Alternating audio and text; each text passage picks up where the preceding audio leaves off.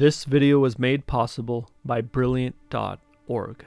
One day, a man lost his most valuable possession. In some versions of the story, it's his wife. In others, his son. In others, his job. And in others, it's something else. But in this version, it's his horse. It ran off towards another village. The man's neighbors felt bad for him. "What a tragedy," they said. But the man's father comforted his son and said, "Don't worry about it, son. Maybe this will bring you good luck." Months later, the man's horse returned with more horses from the other village. So now, in a sense, the man was rich. All of his neighbors congratulated him. "What a blessing," they said. But the man's father warned him, "Don't be too proud, son. This might be an omen of bad luck." A few days later, the man's son was riding one of the new horses when he fell off and broke his leg. "What a tragedy," said the neighbors. But the man only heard the words of his father. "Don't worry about it, son. Maybe this will bring you good luck." Months later, all of the young men in the man's village had to go to war. But his son was excluded due to the injuries he had received while riding the horse. So the man was incredibly grateful because 9 out of 10 of those young men died in the war.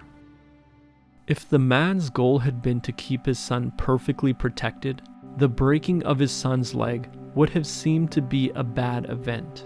But if the man's goal had been to protect his son from war, the breaking of his son's leg would have seemed to be a good event. But if the man's goal had been to protect his son from physical injury, the breaking of his son's leg would have seemed like a bad event at first, but a good event later, because the broken leg prevented his son from suffering even greater physical injuries in the war. But hypothetically speaking, if we continued the logic of the story, if the man's village was invaded a year later and all of the survivors of the first war were captured and tortured, then the breaking of his son's leg would have seemed like a bad event again. Therefore, we can never truly tell if an event that happens to us is good or bad. We perceive an event as bad when it prevents us from achieving our goals. But the prevention of one goal can lead to the fulfillment of a greater goal, just as the son's broken leg prevented him from having to go to war. So a little bit of pain early on prevented a greater pain later on. Because of the uncertainty of the future, we can never know whether an event is good or bad, because we don't know what impact it will have on the future events of our lives. When the man's horse first ran off, he didn't know that it would lead to him having more horses, which would lead to his son breaking his leg, which would lead to his son not having to fight in a war. And still, he doesn't know what effect his son not fighting in the war will have on both of their futures.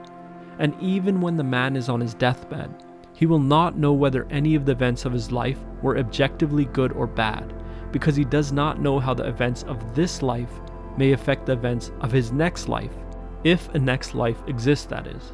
And yet, in some sense, if he follows his father's advice, it doesn't even matter. When seemingly bad events happened to the man's father told him to believe that something better would come from it. Presumably, this prevented the man from sitting around and crying about his fate, playing the victim and wasting his time. Rather, he productively moved forward with his life. And quite possibly, he might even have been happy, as he may have been anticipating the good luck that was still to come his way. And when seemingly good events happened to the man's father told him to believe that it might lead to something bad. Presumably, this prevented the man from being attached to whatever he may have gained in life. And so if he ever lost it, he would be able to let it go and not feel horrible. But rather, he would still be able to productively move forward in life with the hopes that something better might come along in the future. So the father's advice was incredibly wise, because when you believe that all good things eventually lead to something bad, and that all bad things lead to something better, you can give yourself the strength to constantly move forward and upwards. Nothing can keep you tied down or restrained from progress. You begin to see the entire world as conspiring in your favor, as constantly leading you towards something better. And this is no mere delusion. Because firstly, what you want to happen in life, aka your goals, are subjective. You get to choose them.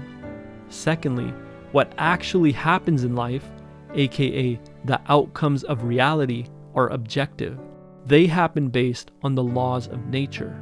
Thirdly, frustration happens when the outcome of reality deviates from your goals.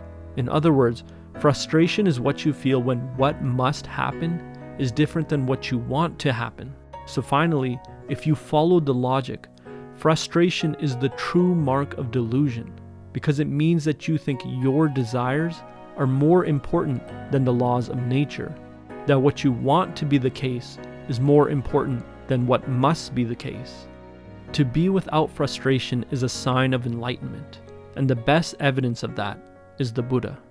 The core of Buddha's teachings are summarized in the Four Noble Truths. 1. There is suffering. 2. There is the origination of suffering. 3. There is the cessation of suffering. And 4. There is a path to the cessation of suffering. Buddha tried to help people overcome frustration and suffering, and he said that the source of frustration was desire, and that the source of desire was ignorance.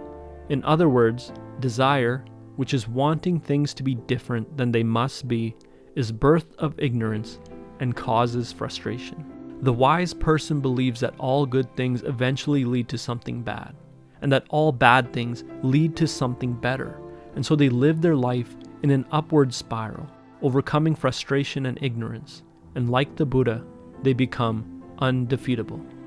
If you want to become undefeatable, here's a practice you can incorporate into your life. I call it radical gratitude. Create a table with 7 columns. Label the first column event. In this column, write down whatever event occurred that you either judge as good or bad. Label the second column, what lessons can I learn from this event? The third column, what virtues or skills can I develop from this event? The fourth column, what can I teach others based on how I respond to this event? The fifth column, what might this make me attached to and afraid of losing? The sixth column, what vices or bad habits might I develop from trying to sustain this attachment? And the seventh column, what lie might I teach others based on how I am trying to sustain this attachment? Whenever something you perceive as a bad event happens, fill out columns 1 to 4. And whenever something you perceive as a good event happens, fill out column 1 and then columns 5 to 7. This practice will help you think like the man's wise father. It will help you see the bad that lies in the good and the better that lies in the bad. Ultimately, you will learn to live your life in an unstoppable upward spiral. And if you can do that, you will become undefeatable. But if you want to be intelligent as well as undefeatable, I recommend checking out this week's sponsor, Brilliant. With Brilliant, you learn by doing. They teach you math, data analysis, programming, and AI through thousands of fun and interactive lessons. Each lesson is filled with hands-on problem solving that lets you play with concepts. A method proven to be 6 times more effective than watching lectures. Plus, all content on Brilliant is crafted by an award-winning team of teachers, researchers, and professionals from MIT, Caltech, Duke, Microsoft, Google, and more. Brilliant's first principle approach is the most effective way to learn because it helps you build understanding from the ground up.